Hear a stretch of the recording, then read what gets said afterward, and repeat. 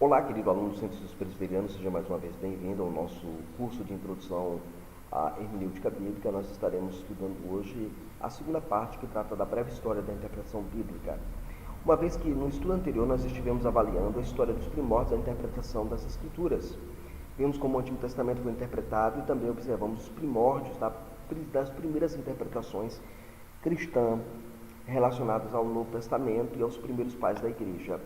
Nesse estudo de hoje, nós vamos continuar nossa jornada interpretativa, analisando três períodos da história importante para a interpretação. Nós vamos analisar o período da Idade Média, o período da Reforma Protestante e o período atual no qual a disciplina se encontra.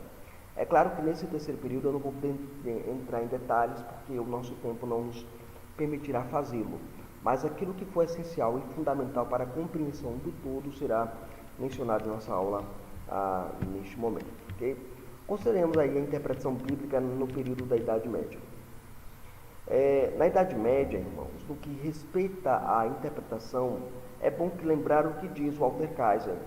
Ele diz que muitos membros daquele período, sem falar nos leigos, eram muitos membros do clero, sem falar nos leigos, eram ignorantes até mesmo sobre o que a própria Bíblia dizia. Então eles tinham um problema muito sério em relação ao que a própria Bíblia estava falando, que a própria Bíblia colocava, que a própria Bíblia tinha como canal, como veículo, como fonte do entendimento da revelação.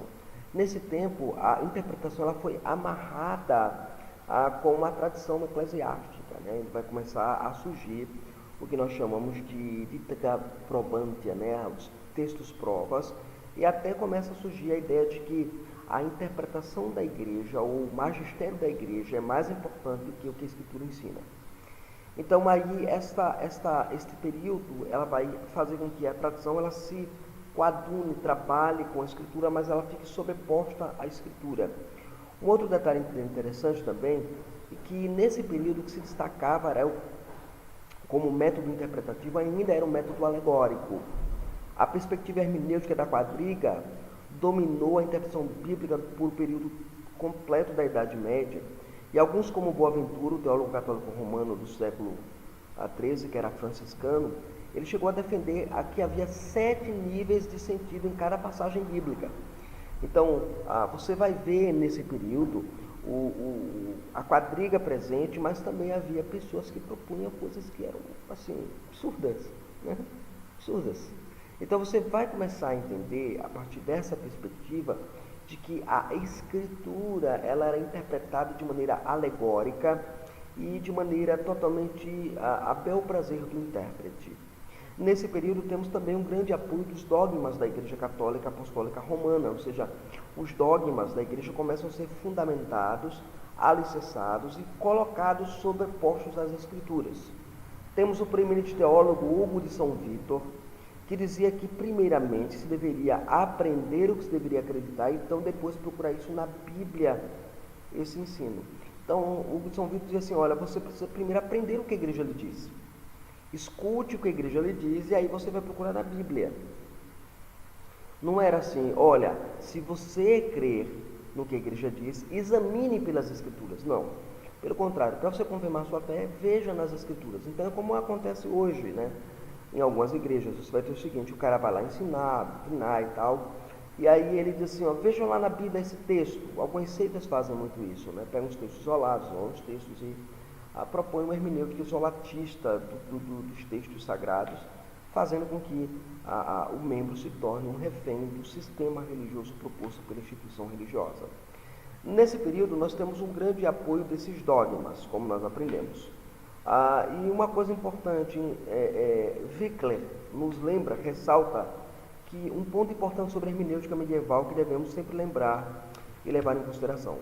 O Wickler, no seu livro Hermenêutica Avançada, ele vai dizer o seguinte, embora predominasse o método quadrúplo, né, de interpretação, outros tipos de exegese ainda estavam sendo desenvolvidos.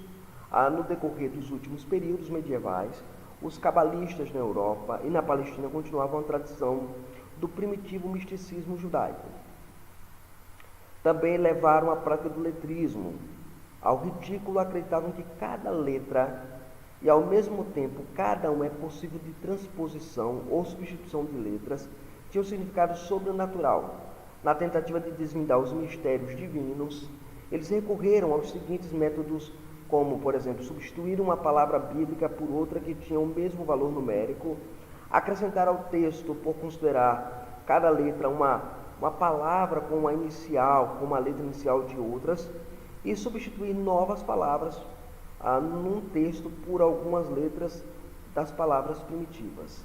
E aí você vai ter uma adulteração do texto a partir dessa perspectiva, né? A interpretação do texto começa a ser adulterada e começa a ser, de fato, tratada com muita superstição com as letras do alfabeto hebraico, as formas numéricas, essas coisas que nós já conhecemos já sobra. Mas foi com Tomás de Aquino, o grande doutor angélico da igreja, né, o anjos da igreja, o doutor angélico da igreja, como diz a tradição católica. Foi com Tomás de Aquino que o sentido literal voltou ao cenário dos estudos de interpretação na chamada Idade Média. É com ele que começa a ressurgir o interesse pelo sentido literal do texto. Para Aquino, o sentido literal servia de base para todos os outros sentidos das Escrituras. É claro que aí o Tomás de Aquino ele vai desenvolver aquilo que nós chamamos de tomismo, influenciado, claro, pela obra magnânima de Aristóteles. Ele vai entender que o sentido natural ou literal das Escrituras ele é o mais importante dos outros sentidos que se tinha corrente naquele período. Entretanto, foi com Nicolau de Lira, um estudioso judeu convertido ao cristianismo, que desenvolveu a prática de consulta aos originais, ou seja, o hebraico. Ele ia ao hebraico, consultar o hebraico para poder entender de fato o que a mensagem do autor estava querendo propor para nós. E aí, nessa intenção do sentido, a intenção do sentido literal do texto foi a obra deste erudito que deu ímpeto a Martinho Lutero no progresso e no processo da Reforma Protestante. Ou seja, quando Lutero começou a ler as obras de Nicolau de Lira, ele começou a se convencer que a melhor maneira de tratar a Escritura era buscar o sentido literal do texto. E isso certamente fez a ruptura entre Lutero e Roma, entre Alemanha e Roma, entre os protestantes e os romanistas. Essa distinção se dá exatamente claramente porque os protestantes entendem que o sentido autoral, o sentido literal do texto é sobejamente importante para o entendimento correto da passagem que está sendo interpretada, estudada, analisada para ser pregada, para ser ensinada na escola dominical. Então, essa estrutura, essa maneira de entender que o sentido literal do texto é o mais importante, era o que fez com que Lutero conseguisse o que conseguiu enquanto reformador, intérprete da palavra de Deus. Ok? Muito bem. Então nós vamos agora prosseguir para o nosso segundo aspecto da nossa aula. Nós sabemos que não houve muito desenvolvimento no período da chamada Idade Média na área da interpretação. O que nós descobrimos é que a interpretação nesse período é uma interpretação puramente dedicada ao alegorismo, e aí, com alguns nomes, surge a ideia de se buscar o sentido literal da passagem que se é estudada e trabalhada. A segunda questão que nós vamos trabalhar hoje é a interpretação bíblica no período da Reforma. Agora o nosso trabalho se ocupa em discutir a temática da interpretação durante a chamada Reforma Protestante. Estudaremos os dois principais reformadores desse período, Lutero e João Calvino, e no movimento reformado chamado de puritanismo ou de puritanos. Nós vamos trabalhar esses dois grupos dentro da tradição reformada, ok? Primeiro, os principais reformadores. Analisamos Martinho Lutero e a interpretação. Quem é Martinho Lutero? Estamos às vésperas aí da Reforma Protestante. O mês de outubro é comemorado nas igrejas a Reforma. Estamos no ano dos 500 anos da Reforma Protestante. E aí, quem é Lutero? O Lutero, irmãos, ele é foi um monge agostiniano, de tradição agostiniana. Martinho Lutero, ele nasceu no dia 10 de novembro, ou seja, logo mais à frente nós teremos o nascimento de Lutero. Então, Lutero nasceu no dia 10 de novembro de 1483, na cidade de Eisleben. Seu pai é de origem camponesa livre emigrou de muito longe para essa cidade. Também somos informados que o seu pai era minerador e que chegou a ficar consideravelmente rico com essa profissão de minerador. Lutero ele fora destinado ao estudo do direito, e este era o plano do seu pai, mas ele voltou-se para o monastério, no qual, após muitas lutas, desenvolveu uma nova compreensão de Deus, da fé e da igreja. Isso aqui você pode analisar, por exemplo, nas obras de Keynes, O Cristianismo através dos Séculos, né? E do Timothy George, A Teologia dos Reformadores. São dois livros que eu recomendo que você leia. O primeiro é a História do Cristianismo através dos Séculos, né, do Ernest Keynes, e o outro é o Timothy George, A Teologia dos Reformadores. O primeiro trata de história da igreja, o segundo trata da história da teologia da reforma. Vale a pena você adquirir esses dois materiais. Lutero ele eclodiu a reforma protestante quando afixou suas teses, ou 95 teses, na chamada Igreja de Wittenberg. E a sua série de estudos teológicos na Carta de Paulo aos Romanos o levou para a doutrina do sola fide, somente as Escrituras. Juntamente com seus ataques às indulgências, o levaram para Leipzig, né, em julho de 1519, e ali ele teve que fazer algumas considerações sobre essas doutrinas que ele estava ensinando. Lutero acreditava que a fé e a iluminação do Espírito Santo eram requisitos indispensáveis na interpretação da Bíblia. E aqui é importante, viu, a gente considerar isso. Por que eu digo que é importante considerar isso? Se você é aluno da nossa plataforma, na nossa plataforma no curso de hermenêutica, tem um artigo, se não me engano, na primeira ou na segunda aula, que é sobre o papel do Espírito Santo na interpretação, e se não me pode a memória, foi escrito pelo Moisés Silva, se não me engano foi isso, foi escrito pelo Moisés Silva, o papel do Espírito Santo na interpretação. Se não foi Moisés Silva, foi o Walter Kaiser, um dos dois. Mas eu deduzo que seja de fato Moisés Silva. É um artigo que vai tratar especificamente sobre qual é o papel que o Espírito Santo tem na interpretação de um texto sagrado. É importante o papel do Espírito Santo? O que ele faz? Lutero entendia que o Espírito Santo era indispensável porque ele iluminava o entendimento do cristão, a compreensão das Escrituras. A Confissão de Fé de Westminster, padrão de doutrina dos presbiterianos como um todo, vai sustentar no seu primeiro capítulo que é de fato o Espírito Santo que nos dá a salvadora compreensão das verdades reveladas na Escritura. Então, aqui Lutero ele asseverava que a Bíblia deveria ser vista com olhos inteiramente distintos daqueles com os quais vemos outras produções literárias. Eu devo ir à Escritura como palavra de Deus. E aqui eu concordo com Lutero que a gente precisa se aproximar da Escritura como palavra de Deus. Eu não posso ignorar isso. O iluminista Erasmo de Roterdã, contemporâneo de Lutero, foi impulsionador da exegese da hermenêutica da Reforma pela publicação do seu Novo Testamento grego, conhecido na história da tradição manuscrita de texto receptus. Ele é o texto recebido, que é o texto que vai ter a influência de Erasmo de Roterdã, que ele publica, e esse texto que vai dar ímpeto, vai dar força aos reformadores, é o texto que os reformadores vão usar como texto padrão para as suas interpretações, exegeses, análise exegética. O reformador alemão, por sua vez, faz uma tradução do Novo Testamento grego, né? Ele fez uma tradução da Bíblia para o vernáculo. Este foi uma das grandes contribuições de Lutero para a interpretação bíblica, porque até então ou se fazia interpretação em latim a partir da Bíblia em latim, ou se ia para um estudo acadêmico da igreja para conhecer mais grego, hebraico, fazer estudo em teologia, doutorado em teologia, você tinha acesso às línguas originais. E aí Lutero pega este conhecimento, esse arcabouço que ele tem, e verte para o vernáculo, para a língua popular, para o alemão, a Bíblia, que é conhecida como a Bíblia de Lutero. E ele publica esta obra para que o povo tenha acesso à Bíblia. Isso ajudou muito a interpretação bíblica naquele período.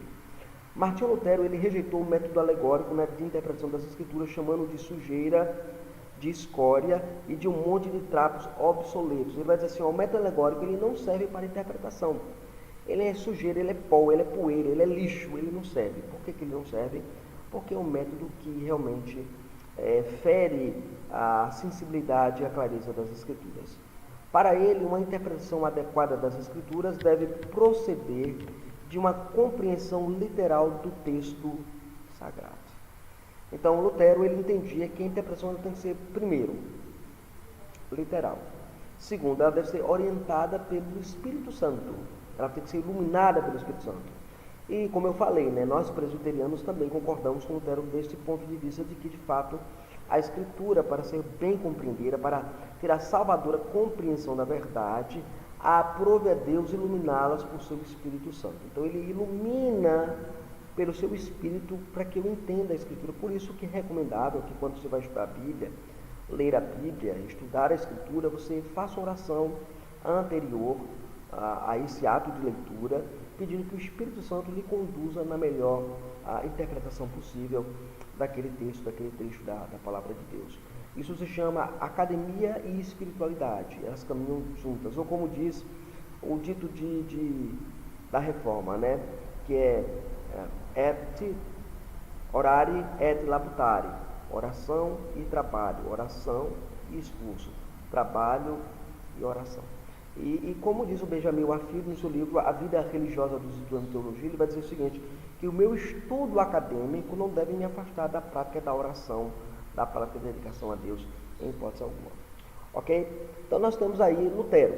Esse é o primeiro nome que nós temos na tradição reformada. O segundo nome que nós queremos apresentar, e nós queremos ter nele, porque ele é de fato, como diz Hernandes Dias Lopes, se Lutero ele é o coração da reforma, Calvino é a mente da reforma, é a cabeça da reforma. Então, João Calvino como intérprete da reforma. Existe um personagem da reforma protestante que tem instigado muitos debates entre eruditos em história, em filosofia, em educação, em homilética, em economia.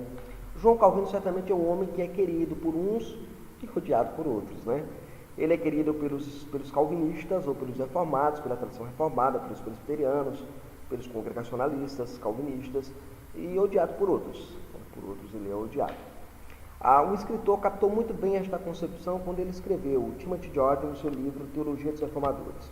Ele diz o seguinte: poucas pessoas na história do cristianismo têm sido supremamente estimada e tão mesquinhamente desprezada quanto João Calvino. A maioria dos cristãos, dentro do qual a grande parte dos protestantes conhece apenas dois aspectos a respeito dele. Primeiro, que Calvino acreditava na predestinação e que ordenou que Seveto fosse queimado vivo. Desses dois fatos, ambos verdadeiros, emerge a caricatura usual de Calvino como um grande inquisitor do protestantismo, tirano, cruel de Genebra, uma figura rabugenta, rancorosa e completamente desumana. Então você vai ter aí um problema muito sério na pintura da caricatura que é feita da pessoa do reformador João Calvino. João Calvino nasceu em Noyon, na província da Picárdia, lá na França, na fronteira com os Países Baixos, ali na fronteira com a Holanda. Em 1509, seu pai, Gerard Calvin, era advogado que trabalhou para o cônego da cidade, e sua mãe, Jeanne Lafranc, era uma mulher muito piedosa, e ele foi batizado na tradição católica e teve como padrinho Jean Baptiste, cônego da Catedral de Noyon. Foi enviado para estudar a teologia em Paris, onde estudou latim e humanidades no conhecido Collège de la Manche, e teologia no Collège de Montreal. Ele era conhecido como o professor das Sagradas Letras. E aqui é interessante, se você puder adquirir aquele livro lá, João Calvino era assim, João Calvino era assim.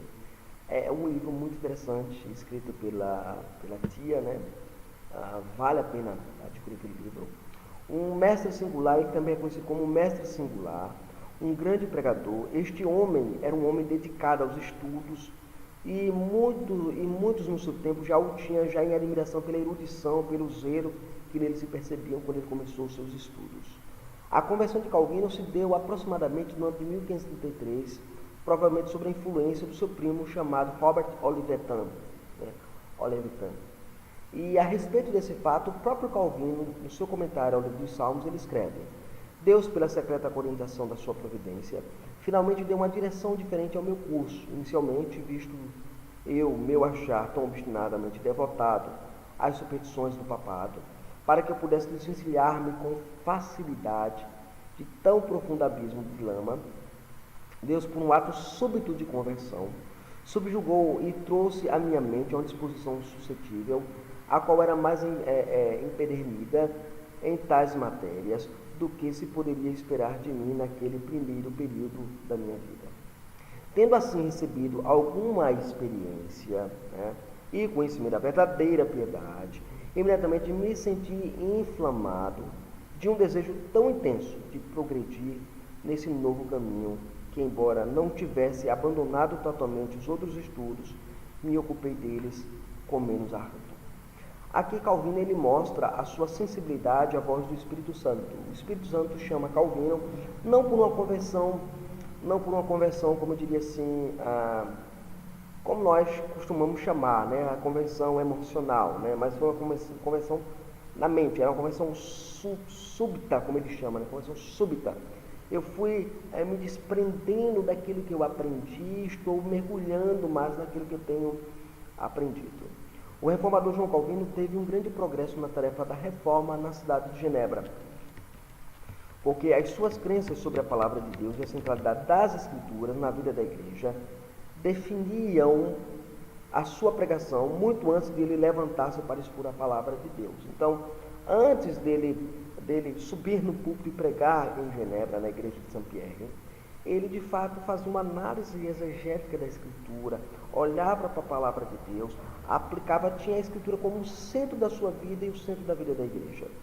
Timothy George assegura que a grande realização de Calvino foi tomar os conceitos clássicos da reforma, como sola gratia, sola fide, sola escritura, e dar-lhes uma exposição sistemática que nem Lutero e nem Ulrich Zwinglio jamais fizeram. Zwinglio é o que vai fazer Zurique, a cidade de Zurique, a cidade ali de Genebra, ali vizinha de Genebra, se adeque ou se transforme numa comunidade protestante, numa cidade protestante, num debate em praça pública. Zwinglio, ele foi um grande reformador que nós, infelizmente, conhecemos Zwinglio, A despeito da sua teologia sacramental, Zwinglio era um homem eruditíssimo. Nem Zwinglio jamais fizeram, adaptando-se ao contexto civil de Genebra. O Timothy George também nos lembra que Calvino acreditava que a Bíblia era a escola do Espírito Santo. Nela nós somos instruídos. Então a gente precisa olhar para a Escritura também, no ato da interpretação, como a escola do Espírito Santo. O Espírito Santo me ensina através da leitura da palavra, através da instrução da palavra, através da interpretação da palavra. A escola do Espírito Santo é a Escritura Sagrada. As pessoas querem que a escola do Espírito Santo seja o mover do Espírito, a sexta-feira do avivamento, não sei mais o que lá, não, a escola do Espírito Santo é a Escritura Sagrada. Seus escritos foram instrumentos, órgãos e amanuenses do Espírito Santo, ou seja, seus escritores foram instrumentos, órgãos e amanuenses do Espírito Santo. Então, Calvino entendia que, por que a escola do Espírito Santo? Porque aqueles que escreveram a Escritura, os homens inspirados por Deus, foram amanuenses do Espírito Santo para revelar a nós a vontade de Deus na Escritura. Muito bem, o próprio Calvino ensina exatamente isso, comentando lá no Salmo 19, verso 7. Ele diz que a palavra de Deus revela o pleno conhecimento de Deus. Ele diz: o salmista agora se volve para os judeus, a quem Deus havia comunicado um conhecimento mais pleno por meio da sua palavra.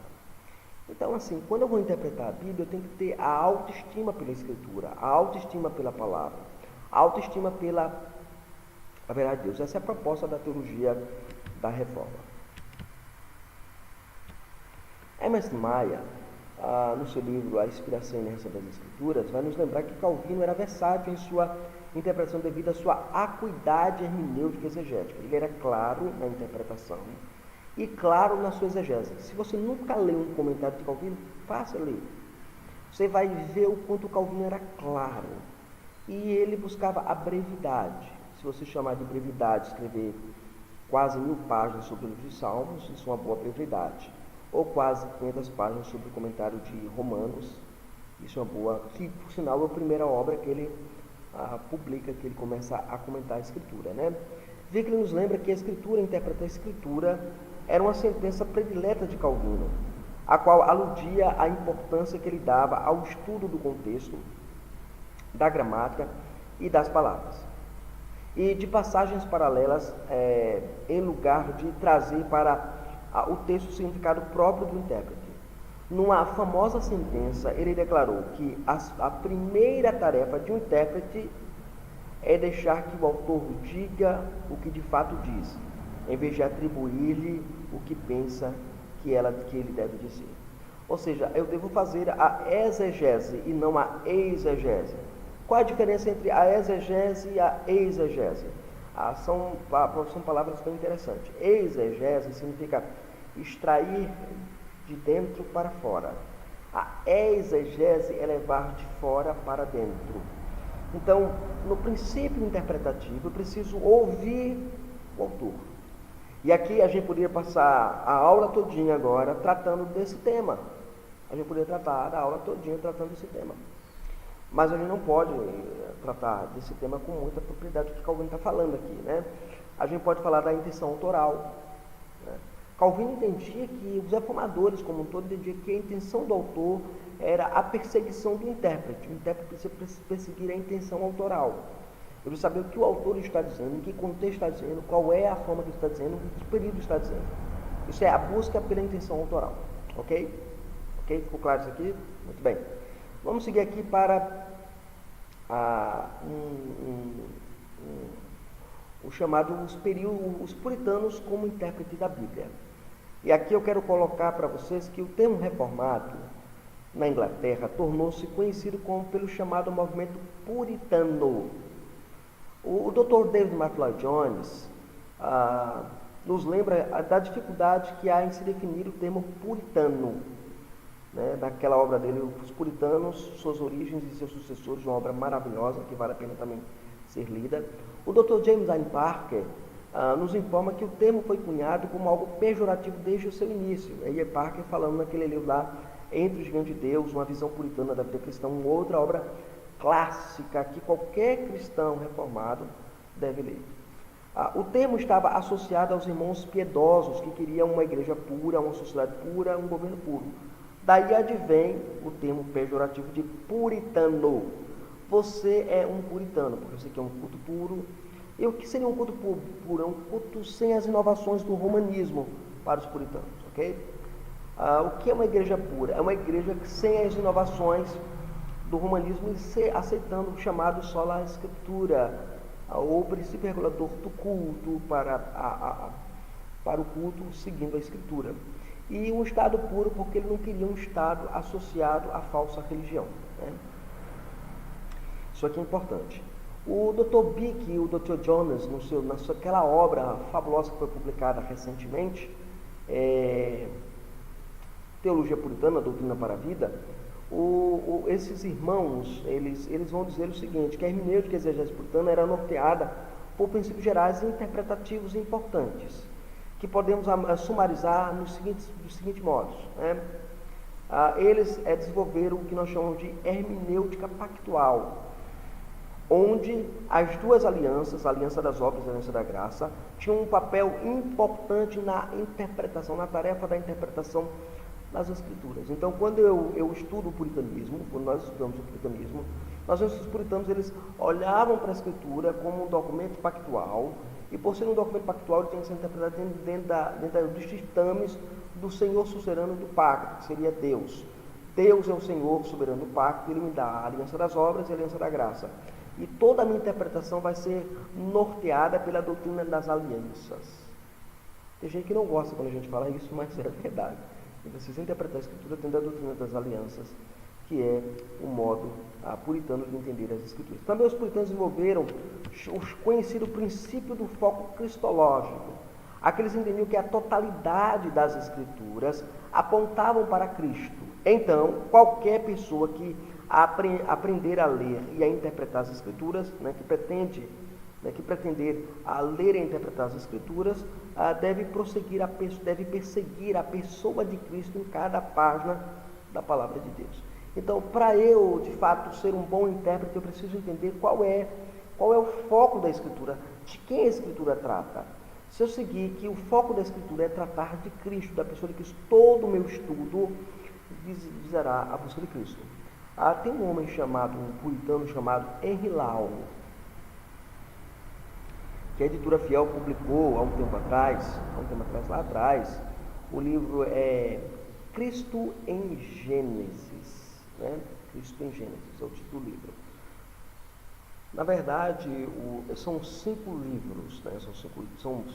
Na verdade, é um estudo da Escritura que ele vai fazer, procurando Cristo na Escritura, especialmente no Pentateuco, que é Cristo no Pentateuco. Na verdade, o Evangelho no Pentateuco. Tanto é que tem a versão antiga desse livro na minha biblioteca, de 1950 e pouco, e o título que foi dado pela Vida Nova na época, publicado pela Vida Nova, né? A Vida Nova publicou na época colocou o título original do inglês, o Evangelho em Gênesis. Isso é comum nos puritanos, porque os puritanos eles buscavam sempre apresentar Cristo em toda a Escritura. Quem já leu O Peregrino, a obra O Peregrino de John Bunyan, vai ver isso. Quem já leu John Owen, as obras de John Owen, os volumes de John Owen, né, os 24 volumes de John Owen vai trabalhar também nessa perspectiva de buscar Cristo na Escritura, né? Para mim, John Owen é o melhor e o maior teólogo puritano de todos os tempos. Na verdade, ele é considerado como o príncipe dos puritanos, né? Voltando aqui, o puritanismo tinha esse foco na pessoa de Cristo, perseguir a pessoa de Cristo em cada página. Eles também asseveravam a necessidade do sentido literal das Escrituras. Nós vamos ver mais adiante essas regras que os puritanos estabeleceram para a gente, né? Então, o sentido literal das Escrituras para a sua compreensão. Isto implica o sentido único e não o sentido múltiplo, conforme nós lemos na Constituição de Fé de Westminster, elaborada pelos puritanos, no capítulo 1, na seção 9, né? Quando houver divergência entre um sentido e outro da Escritura, você deve buscar o sentido mais claro para o texto, sentido este que é único, não múltiplo. Não há sentido múltiplo nas Escrituras. Essa passagem aqui pode ser interpretada desse jeito, pode ter esse sentido. Não, a passagem só tem um único sentido. E é o sentido que o autor pretendeu colocar. Tá? Não há vários sentidos numa passagem bíblica. Isso é um equívoco tremendo. Muito bem, os teólogos puritanos também fizeram uso sobejo da tipologia como um princípio válido para a interpretação das Escrituras. Ele vai pegar aquilo que é dito no Antigo Testamento e vai tentar buscar a correspondência no Novo Testamento na pessoa de Cristo Jesus. A festa do tabernáculo, o templo, o santuário, várias instituições do Antigo Testamento apontavam para a pessoa bendita do Redentor e eles faziam isso com muita propriedade. A ponto de alguns historiadores dizerem que os puritanos eles eram místicos e muitas vezes alegóricos. Não, o método alegórico esteve sempre presente na obra puritana, mas não é um método dominante, né? Não é um método dominante entre eles, porque eles entendiam que o sentido literal das Escrituras é importante. É bom lembrar também que quando eu falo de método alegórico, não significa que você não pode escrever uma verdade usando alegoria. Paulo vai fazer isso, né? A gente comentou isso na aula anterior, né? Então, os teólogos puritanos também fizeram esse uso sobejo na interpretação, oferecendo diretrizes como encontrar uma tipologia no processo interpretativo. Como é que eu vou fazer a associação devida entre tipologia, entre o antítipo e o tipo, né? Então, como é que eu vou fazer essa relação? Os puritanos vão nos dar algumas diretrizes sobre isso também. Um outro princípio interpretativo bastante usado pelos puritanos foi o chamado analogia fidei, ou analogia da fé, que hoje os teólogos bíblicos usam com muita frequência, mas é um método bem desenvolvido pelos puritanos, né? Há quem diga que os puritanos não sabiam nada de exegese, pura mentira, pura falta de conhecimento mesmo, de pesquisa mesmo, desses caras afirmam essas coisas. Esse princípio está claramente difundido na Constituição de Fé de Westminster, né? No capítulo 1, verso 9, quando nos ensina que devemos procurar outros textos para elucidar passagens bíblicas que parecem ser difíceis à sua interpretação. Então, o princípio da analogia fidei, o que é? Eu vou para uma antecedência das Escrituras para poder entender aquele texto que está tendo dificuldade de compreensão. Então, isso é chamado de analogia da fé, ou seja, o que a Escritura diz anteriormente. É bom lembrar também que esse termo analogia fidei é usado também no período da Idade Média, quando surge a ideia de que eu preciso fazer a correspondência entre aquilo que a igreja diz e o que a Bíblia fala, né? Não é nesse aspecto que a analogia fidei dos puritanos foi desenvolvida. Mas a analogia fidei foi, olha, o que a Escritura no Antigo Testamento diz, será que confirma essa doutrina no Novo Testamento? Essa é a relação. Muito bem. E o Bick e o Jones ressaltam o princípio da conclusão válida e inescapável. Que esse é o princípio que muita gente ignora quando está tendo um debate teológico, né? Você está no debate teológico, interpretativo, aí alguém diz assim, não, mas não tem um texto claro das Escrituras que falam sobre isso. Mas quem foi que disse que tem que ter um texto claro das Escrituras para abordar determinado tipo de assunto? Por exemplo, batismo infantil. Eu tenho um texto lá no preto e no branco dizendo que eu devo batizar a criança? Não tenho. E aí como é que você, que é presbiteriano, batiza uma criança, né? Como é que um católico apostólico romano tem base para batizar uma criança? A partir de que princípio o protestante tem, e aí eu digo nós protestantes, qual é a base que nós temos para batizar uma criança? Então, o Bick e o Jones vão lembrar que os puritanos desenvolveram um viés hermenêutico chamado conclusão válida e inescapável. É bom lembrar, e o Bick ressalta isso lá na sua obra Teologia Puritana, é uma obra maravilhosa. O Bick ele vai lembrar uma coisa que eu acho interessante. Ele vai dizer assim que a Confissão Londrina, a Confissão Batista de 1689, ela não traz essa frase, ela é igual à Confissão de Fé Westminster, né? Mas quando ela vai analisar a Escritura, quando chega nesse parágrafo aqui, conclusão, ela tira nitidamente para rejeitar a doutrina do batismo infantil, né? Porque se você coloca a conclusão válida e inescapável, este princípio estabelece aqui que há coisas que são lógica e necessariamente deduzidas das Escrituras, conforme lemos na Confissão de Fé, no capítulo 1, na seção 6ª. Então, quando eu entendo que existe uma conclusão inescapável, por exemplo, a doutrina da aliança, necessariamente, se ela existe, ela necessariamente vai dizer que a criança tem que estar na aliança, se essa aliança ela é contínua entre o Antigo e o Novo Testamento, se ela é contínua, ou se ela mantém uma relação no Novo Testamento, né? É claro que existe descontinuidade na aliança, como o próprio Dr. Owen vai colocar para nós, John Owen vai colocar isso, que existe descontinuidade. Entretanto, muitos irmãos batistas, eles pegam o Owen para sustentar sua posição de não batizar crianças. O Owen, ele era perobatista e ele entendia que a aliança continuava. Então, é uma leitura equivocada que eles fazem do Owen quando ele vai falar sobre a descontinuidade da aliança. Mas voltando para isso. Então, é neste princípio que os puritanos entendiam a validade do batismo infantil, é nesse princípio que entendiam que as mulheres poderiam participar da ceia, é neste princípio que a gente começa a perceber a doutrina da Trindade, conclusão válida e inescapável, porque ela usa lógica e conclusão válida. Então você tem esse princípio muito estabelecido dentro da tradição reformada, que é... Então você pergunta assim, quais são os 3 métodos interpretativos da reforma que a gente pode ter 3 princípios basilares da tradição reformada expressa no Símbolo de Fé de Westminster? 3. Primeiro, eu devo interpretar um texto, isso deve ser interpretado, né? Uma doutrina deve ser confirmada, primeiro, pelo um texto claro das Escrituras, ou seja, está lá, no preto e no branco está lá claro, pela a prática histórica da igreja, né? E pela inferência ou conclusão inescapável. Vamos pegar aqui o primeiro exemplo, texto claro, não matarás. Está lá claro, está claro, né? Aí, a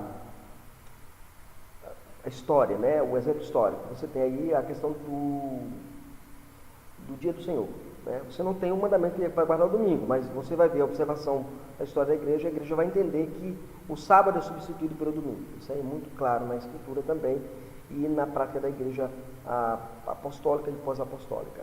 E a conclusão inescapável é a questão da doutrina do batismo infantil, que você tem lá no Antigo Testamento, uma criança sendo circuncidada, e Paulo fala no Novo Testamento que o batismo substitui a circuncisão.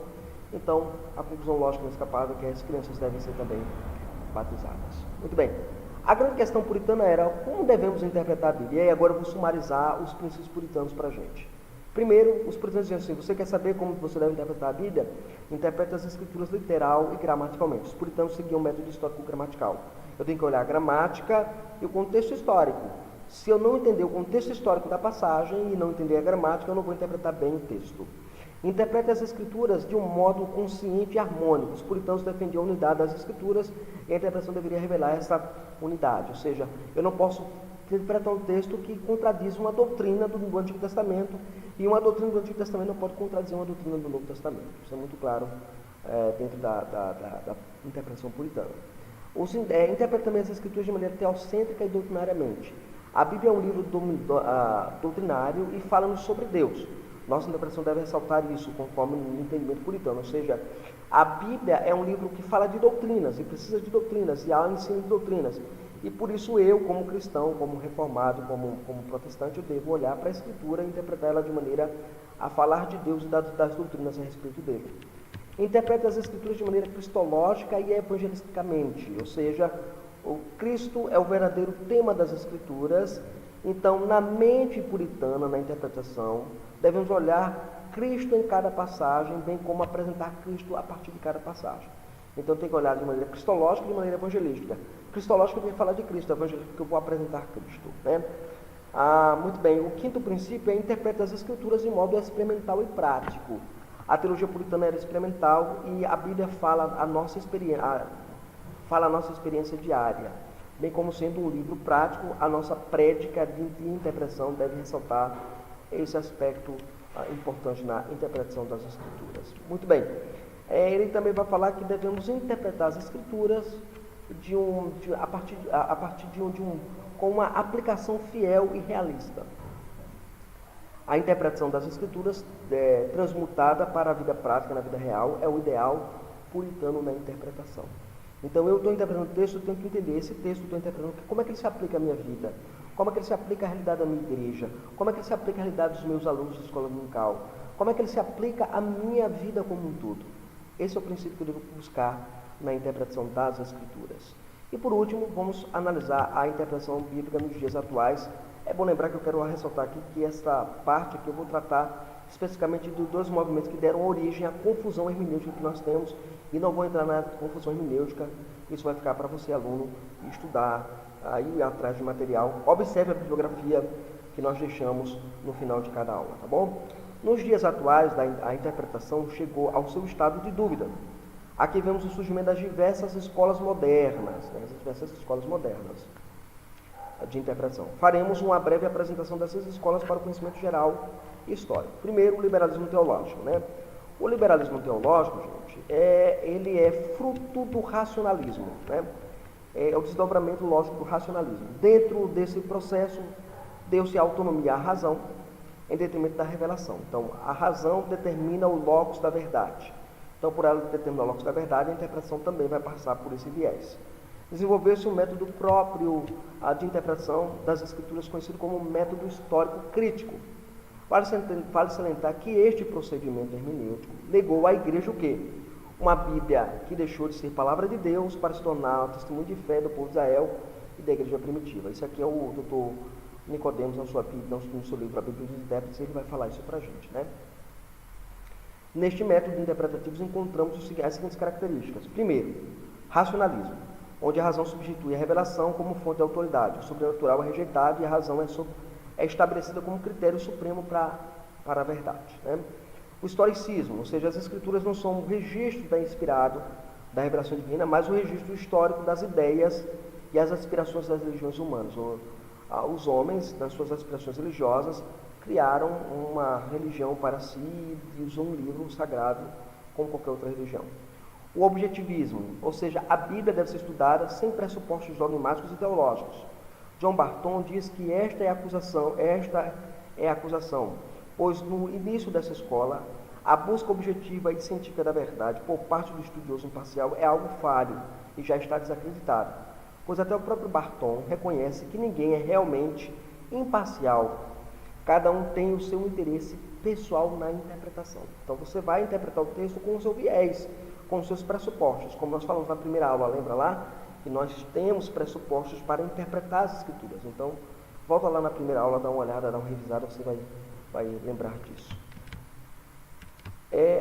A outra escola interpretativa é a interpretação da neo-ortodoxia. Esse sistema ensina que a Bíblia não é a palavra infalível de Deus. Ele foi desenvolvido por Karl Barth, nesse princípio.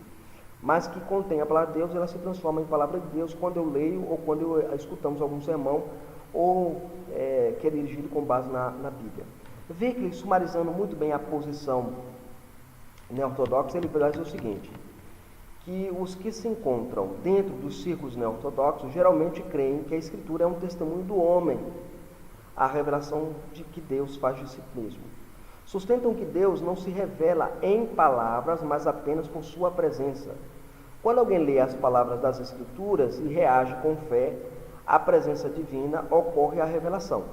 A revelação não é considerada como algo ocorrido num ponto histórico, o qual agora é transmitida por textos bíblicos, mas a experiência presente que deve se fazer acompanhar a uma reação existencial e pessoal, ou seja, é existencialismo. Ou seja, para eles a interpretação tem que ser existencialista. Como muita gente acha, eu vi a pregação da igreja hoje, o pregador preparou um bom sermão, fez uma boa hermenêutica, fez uma excelente exegese, mas eu não senti nada. Então, para eles, a revelação é o sentimento, é você sentir alguma coisa, é empirismo, ou seja, a verdade é comunicada pelo empirismo. Dessas duas escolas se desdobra tudo que nós conhecemos hoje sobre a hermenêutica contemporânea. Leia o capítulo 13 da obra do Walter Kaiser Moisés Silva, que vai falar sobre as interpretações contemporâneas, que é um desdobramento dessas duas correntes, ok? Muito bem, nesse breve apanhado histórico, irmãos, nós oferecemos uma visão lacônica, resumida, de como a interpretação bíblica se desenvolveu através dos seus principais representantes e expoentes. O objetivo nosso foi deixar o aluno consciente de que, no seu processo interpretativo, ele não se dá no vácuo ou no escuro, mas pode ser reflexo de correntes e de pressuposições teológicas e filosóficas que fora se construindo ao longo do tempo, ok? Então eu espero que você tenha entendido a nossa perspectiva hoje aqui de apresentar para você uma breve história da interpretação. Então, com essa aula nós encerramos o período de introduções hermenêuticas. Agora nós vamos entrar agora no período que a gente chama de aplicações e entendimentos dos processos hermenêuticos dos gêneros. Então nós vamos trabalhar os gêneros literários a partir da próxima aula. Vamos começar com a narrativa, depois vamos trabalhar com a profecia e depois vamos trabalhar com os livros poéticos. Então você vai ter lá os livros narrativos, né, os livros históricos, depois vai ter lá os livros proféticos e depois os livros poéticos, tá bom? Você pergunta por que essa divisão você coloca. Eu vou dizer por quê. Porque narrativa é fundamental para a gente, como aluno, como professor, porque boa parte da escritura, 70% da escritura é narrativa. Você vai ter lá, depois você trabalhar a profecia, porque profecia é um elemento importantíssimo no entendimento da lei, e você vai ter os salmos ou os livros poéticos, né? Como canal de entendimento e interpretação. Você vai ter um mini curso em cada, porque cada um desses é um curso. Eu vou fazer aqui mini cursos porque se enquadra dentro do conteúdo de interpretação bíblica para nós, tá bom? Deus abençoe vocês, Deus estenda a graça sobre a vida de vocês. Baixem um PDF, estudem um PDF, você que está na plataforma de estudos do Centro de Estudos Presbiterianos. Se você não conhece o Centro de Estudos Presbiteriano, visita www.centrodestudospresbiteriano.blogspot.com. Se você deseja se matricular no curso de hermenêutica, manda um e-mail para nós, João Ricardo Ferreira de França, sem acento, @hotmail.com. Deus abençoe, Deus estenda a graça sobre a tua vida e que você possa ter aprendido a como passar pelo processo hermenêutico ao longo da história de maneira segura, consciente do que você está fazendo como intérprete das Escrituras.